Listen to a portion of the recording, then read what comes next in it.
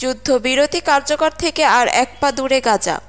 জুলাই ঘোষণাপত্র নিয়ে জনগণের অভিমত জানতে চায় সরকার। আওয়ামী লীগের ভোটারদের টার্গেট করে মাঠ গোছাচ্ছে জামায়াত। পঞ্চগড়ে ৩ ঘন্টার ব্যবধানে তাপমাত্রা কমে ১১ ডিগ্রির ঘরে।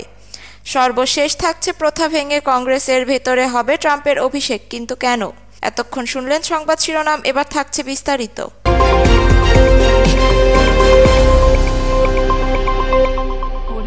যুদ্ধবিরতি কার্যকর থেকে আর এক পা দূরে গাজা।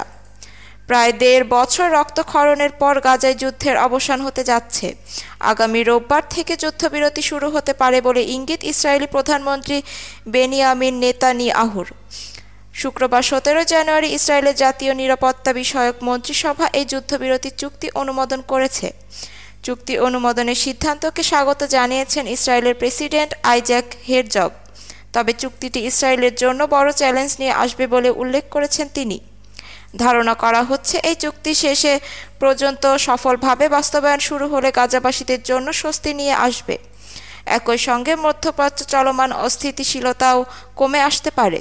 গাজা যুদ্ধ ঘিরেই লেবানন, ইয়েমেন ও ইরাকের হিজবুল্লাহ ও হুতির মতো ইরানপন্থী বিভিন্ন সশস্ত্র গোষ্ঠীর সঙ্গে সংঘাতে জড়িয়েছেন ইসরায়েল। গাজায় যুদ্ধবিরতি নিয়ে ইসরায়েলের ও হামাসের ঐকমত্যের বিষয়টি গত বুধবার সামনে আনে মধ্যস্থতাকারীর দেশ কাতার। এরপর শুক্রবার নেতানিয়াহুর কার্যালয়ের এক বিবৃতিতে বলা হয়, ইসরায়েলের মন্ত্রিসভা ও সরকারের অনুমোদনের পর চুক্তির বাস্তবায়ন ও জিম্মিদের মুক্তির বিষয়টি পরিকল্পিত কাঠামো অনুযায়ী এগোবে। রোববার থেকে জিম্মি মুক্তি শুরু হবে বলে আশা করা যাচ্ছে। গাজায় ২০২৩ সালের অক্টোবর থেকে চলা সহিংসতার শুরুর দিকে একবার একমাত্র অল্প সময়ের জন্য যুদ্ধবিরতি হয়েছিল। এরপর যুদ্ধবিরতির জন্য দফায় দফায় আলোচনা হয়, তবে আশায় আলো দেখা যায়নি। সম্প্রতি চুক্তির জন্য জোর তৎপরতার মধ্যে যুদ্ধবিরতিদের রাজি হন হামাস ও ইসরায়েলের প্রতিনিধিরা। তবে এই নিয়ে দ্বিমত প্রকাশ করেন ইসরায়েল সরকারের শীর্ষ পর্যায়ের অনেকে। মূল সমস্যাটা ইসরায়েল সরকার কট্টর ডানপন্থীদের। যেমন মন্ত্রিসভায় ভোটাভুটির মধ্যে দিয়ে যুদ্ধবিরতি চুক্তি অনুমোদন পেলে পদত্যাগের হুঁশিয়ারি দেন জাতীয় নিরাপত্তা মন্ত্রী ইতামার বেন গভির। একই ধরনের হুমকি দেন অর্থমন্ত্রী বেজালেল সমরিচাও। তবে কর্কটপন্থীদের বিরোধিতার পরও সরকার মন্ত্রীদের বেশিরভাগই চুক্তির পক্ষে রয়েছেন বলে নিরাপত্তা বিষয়ক মন্ত্রিসভার সিদ্ধান্তে দেখা গেছে। চুক্তি নিয়ে ইসরায়েলের নিরাপত্তা বিষয়ক মন্ত্রিসভার ভোট গতকাল বৃহস্পতিবার অনুষ্ঠিত হওয়ার কথা ছিল, তবে হামাস চুক্তির কয়েকটি শর্ত মানতে অস্বীকৃতি জানিয়েছেন এমন অভিযোগ তুলে তা একদিন পেছানো হয়। জুলাই ঘোষণাপত্র নিয়ে জনগণের অভিমত জানতে চায় সরকার। জুলাই ঘোষণাপত্র নিয়ে জনগণের অভিমত জানতে চায় অন্তর্বর্তী সরকার। চিঠির মাধ্যমে জানানো যাবে মতামত। শনিবার ১৮ জানুয়ারি সকালে প্রধান উপদেষ্টার প্রেস উইং এক সংবাদ বিজ্ঞপ্তিতে এই তথ্য জানায়। সংবাদ বিজ্ঞপ্তিতে বলা হয়, চিঠি মারফত সুচিন্তিত মতামত পাঠাতে হবে। মাহফুজ আলম উপদেষ্টা, প্রধান উপদেষ্টার কার্যালয় এই ঠিকানায়। আগামী ২৩ জানুয়ারি পর্যন্ত অভিমত জানানো যাবে।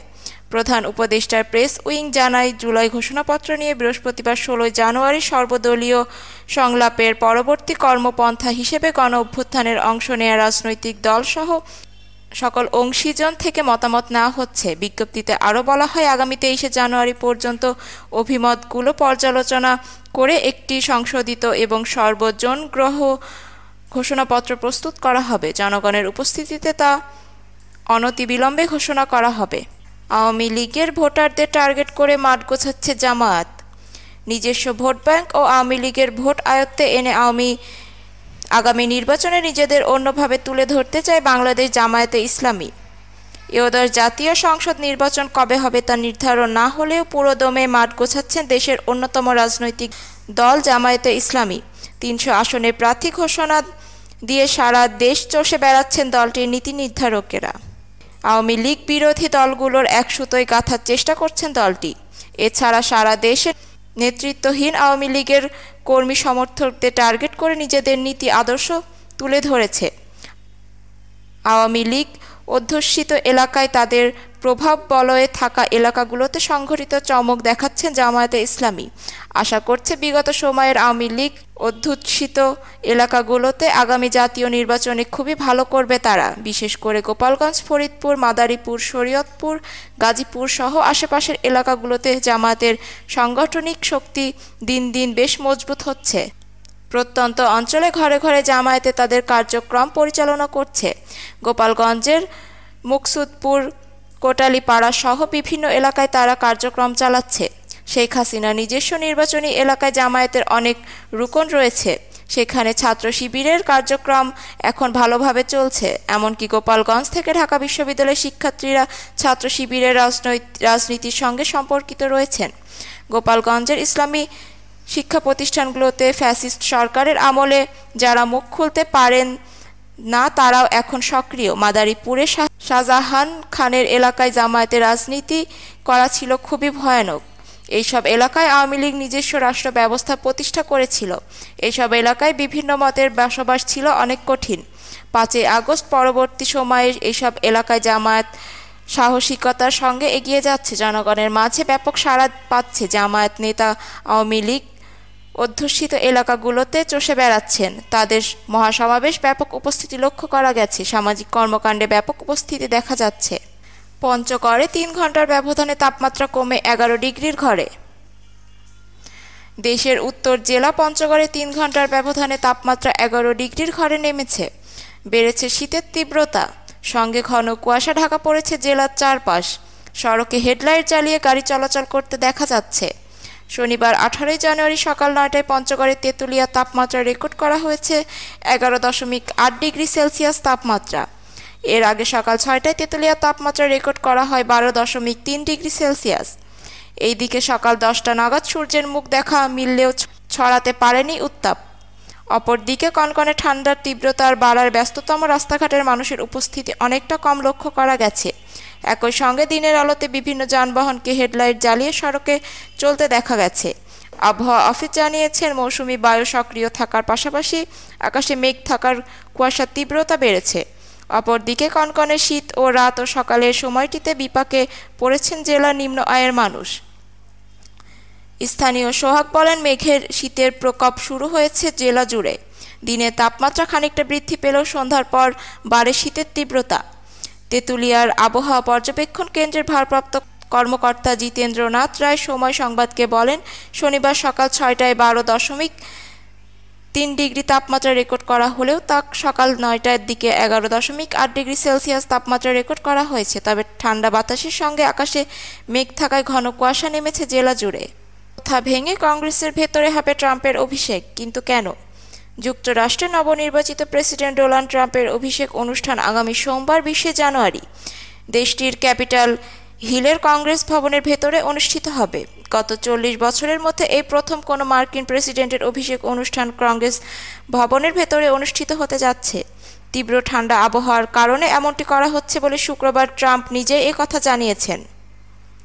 এক প্রতিবেদনে ব্রিটিশ বার্তা সংস্থা রয়টার্স বলেন, ঐতিহাসিকভাবে যুক্তরাষ্ট্রের প্রেসিডেন্ট শপথ গ্রহণ অনুষ্ঠান খোলা স্থানে হয়ে থাকে, কিন্তু এবার ওয়াশিংটনে তীব্র ঠান্ডার পূর্বাভাস থাকায় তা বাইরে করা অনিরাপদ হবে। এই কারণে এবার তা কংগ্রেস ভবনের ভেতরেই করা হবে।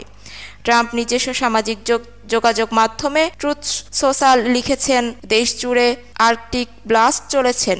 এই কারণে অভিষেক অনুষ্ঠানের ভাষণ, প্রার্থনা ও অন্যান্য বক্তৃতা যুক্তরাষ্ট্রের ক্যাপিটাল রোটুন্ডায় করার নির্দেশ দিয়েছে। এর আগে সর্বশেষ 1985 সালে সাবেক রিপাবলিকান প্রেসিডেন্ট রোনাল্ড রিগানের দ্বিতীয় শপথ গ্রহণের অনুষ্ঠান তীব্র ঠান্ডার কারণে অন্দরমহলে অনুষ্ঠিত হয়।